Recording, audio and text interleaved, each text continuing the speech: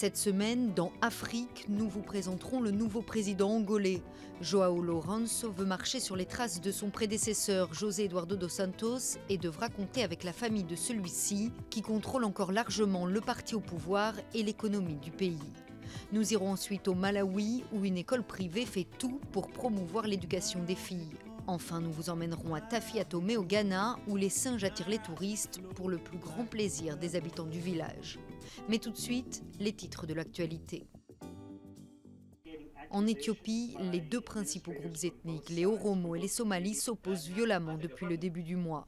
Ils se disputent le contrôle de zones le long de leurs frontières communes. Les affrontements ont déjà fait des centaines de victimes et des milliers de déplacés, selon le gouvernement.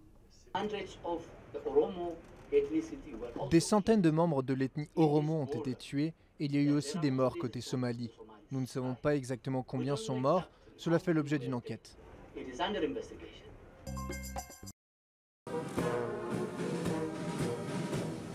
Défilé militaire pour l'investiture du nouveau président angolais. Le chef de l'État sortant était évidemment présent car c'est à son dauphin qu'il laisse les rênes après 38 ans à la tête du pays. Plus de détails sur la personnalité de João Lourenço dans un instant. Au Kenya, la prochaine élection présidentielle doit avoir lieu le 26 octobre, après l'invalidation du scrutin du 8 août dernier. Mais les discussions des deux principaux partis avec la commission électorale ont été interrompues. L'opposition s'insurge contre la volonté du parti au pouvoir de modifier en urgence la loi électorale. La commission électorale n'a pas organisé les élections en accord avec la Constitution et les lois. Maintenant, au lieu de suivre la loi, ils la changent pour atteindre leurs objectifs.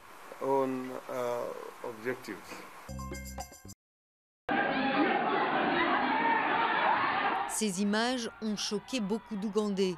2 jours de suite, la séance parlementaire a tourné au pugilat.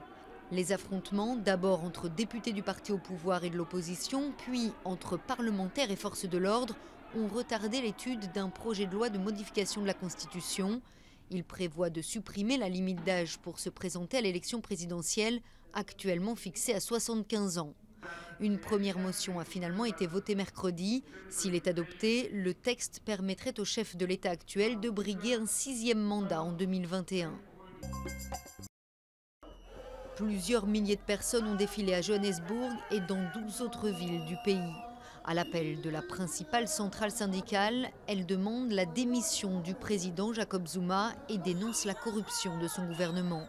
Le chef de l'État a jusque-là résisté à toutes les plaintes en justice, motions de censure et manifestations organisées contre lui, mais la pression monte au sein même de son propre parti.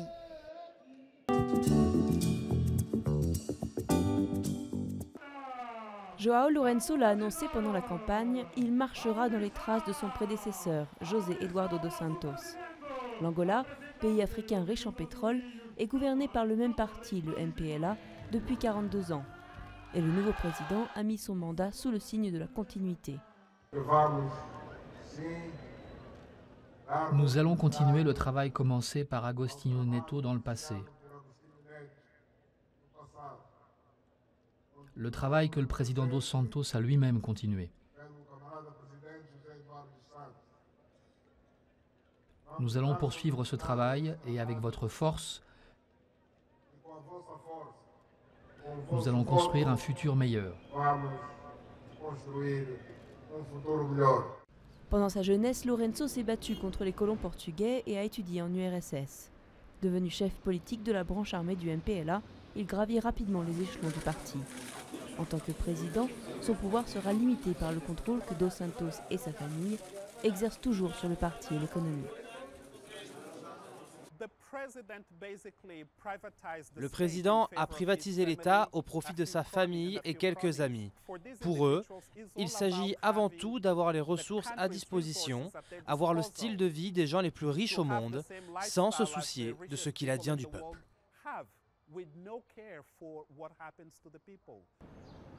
La crise des cours du pétrole a heurté de plein fouet l'économie angolaise, très peu diversifiée. Le nouveau président aura du mal à attirer les investisseurs dans ces conditions.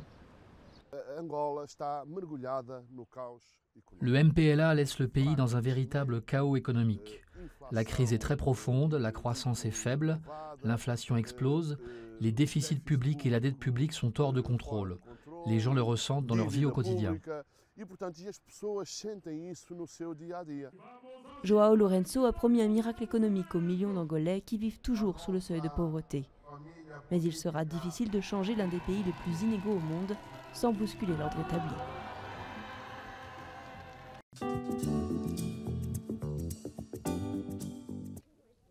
L'an prochain, Linda terminera sa dernière année de lycée. Rien n'était gagné d'avance pour cette jeune fille qui souffre de problèmes de vue et qui a grandi dans un petit village du Malawi. Sa mère, agricultrice, a du mal à joindre les deux bouts. Avec son travail, elle n'a pas assez d'argent pour payer les frais de scolarité. Linda va au lycée Atsikana Paulendo, gratuit pour les jeunes filles défavorisées. Au Malawi, beaucoup de femmes renoncent aux études universitaires, voire ne terminent même pas leur scolarité. Mais Memory Mdiantseni ne s'est pas résignée. Orpheline et sans revenu, elle a réussi à faire financer ses études grâce à un parrainage. Aujourd'hui, diplômée en sciences de l'éducation, elle a ouvert ce lycée avec des partenaires canadiens. Nous brisons le cercle vicieux de la pauvreté. Depuis que nous avons ouvert cette école en 2007, 800 filles ont obtenu leur diplôme et désormais elles aident leur famille, leur village et toute la société du Malawi. Mains a fait partie de la première promotion d'élèves. Après le lycée, elle est partie étudier au Canada et aux États-Unis, où elle a notamment décroché un diplôme en économie. Lorsque vous grandissez à la campagne, la vie se résume à ça. On naît et ensuite, on aide à faire les tâches ménagères. Je ne connaissais rien d'autre que ça. Ce n'est qu'en allant au lycée que j'ai compris que les femmes pouvaient obtenir des postes à responsabilité et que j'ai pris conscience qu'une femme pouvait être indépendante. Les ONG estiment qu'environ 60% des femmes au Malawi ne finissent pas leur scolarité, ce qui en fait l'un des pays les moins bien lotis en termes d'éducation en Afrique subsaharienne.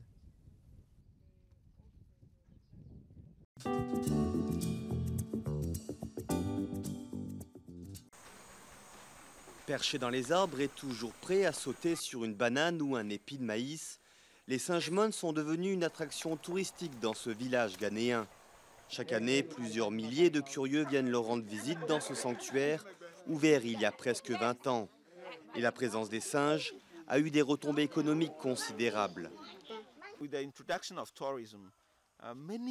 Avec l'arrivée du tourisme, de nombreux enfants ont pu bénéficier d'un parrainage pour aller à l'école. Alors oui, l'argent qui rentre dans la communauté est dépensé ici, dans l'intérêt des gens de Tafi. Longtemps considérés comme sacrés, les singes-mônes ont été victimes de la chasse avec l'expansion du christianisme dans les années 80. Mais aujourd'hui, ils sont admis comme des citoyens à part entière. Ils sont même très choyés par les habitants.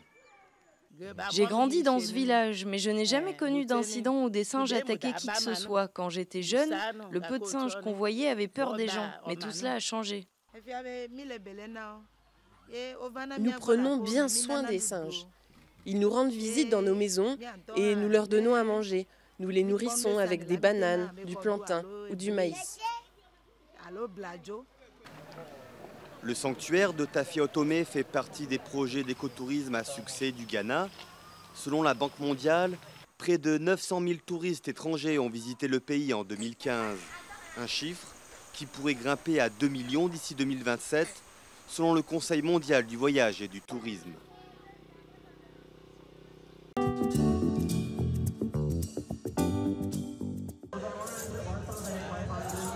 Vêtus de blanc, des centaines d'Éthiopiens ont participé à la célébration du Meskel à Addis Abeba. Cette fête orthodoxe commémore la légende de la recherche de la vraie croix ou Meskel sur laquelle Jésus-Christ a été crucifié.